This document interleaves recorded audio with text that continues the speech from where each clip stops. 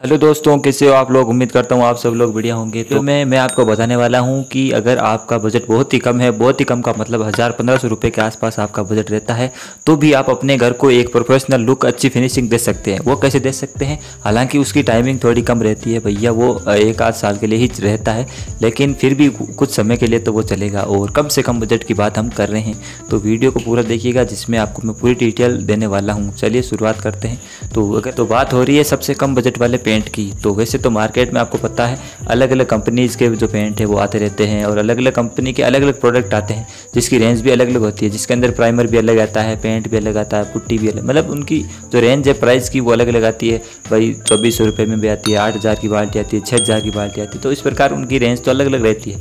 लेकिन बात जब सबसे सस्ते पेंट की हो रही है तो वो आता है डिस्टिम्बर, यानी कि डिस्टिम्बर ही सबसे सस्ता पेंट है। और उसकी जो टाइम पीरियड होता है लगभग 6 महीने से लेकर वो 1-1.5 साल तक तो आराम से चल जाता है, उसका कुछ भी नहीं होता है। और समय के साथ हालांकि हर पेंट उतरता है, हर चीज़ ख़राब होती है। 1 साल के आसपास आप मान सकते हैं कि वो आपको चल सकता है। यानी कि आप अगर किसी खास इवेंट के लिए कलर करवाना चाहते हैं, पेंट करवाना चाहते हैं, जैसे कि आपका इमरजेंसी आ गई है शादी विवाह की, या फिर कुछ इस प्रकार का फंक्शन है कि इमरजेंसी में पेंट करवाना है, बजट बहुत कम है, तो आप डिस्टिम्बर का सहारा ले सकते हैं।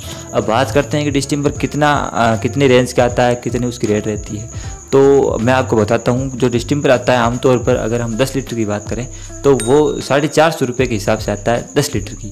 और वहीं आपका मकान थोड़ा बड़ा है, वो आप अपने हिसाब से कैलकुलेट कर सकते हैं कि आपके मकान में कितना कलर लगने वाला है। तो मैं आपको सजेस्ट करूँगा, मेरी आपसे सलाह रहेगी कि आप 20 लीटर वाली बाल्टी लेकर आएँ। तो 10 लीटर का 450 रुपये होता है, तो उसके हिसाब से 900 रुपये की आपको 20 लीटर की बाल्टी पड़ जाती है। ठीक है, 900 रुपये में आप एक डिस्टिम्बर की बाल्टी लेके आ सकते हैं अपने घर के लिए।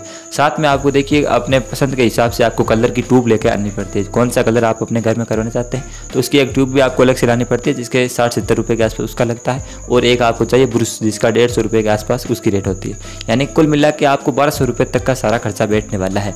अब बात करते हैं, आप पूछोगे कि पेंटर की हाजिरी तो इसके अंदर अलग है या फिर वो तो आपने जोड़ा ही नहीं।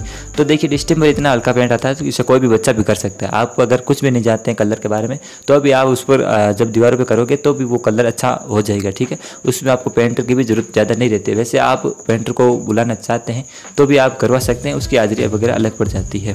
तो बात यही है कि आप डिस्टिम्बर को खुद ही कर सकते हैं, और 1200 रुपये के नीचे नीचे ही आपका बजट रहेगा। और वो एक मकान के अंदर आपका आराम से मतलब पूरा का पूरा 20 लीटर की बाल्टी है वो आराम से आ जाएगी।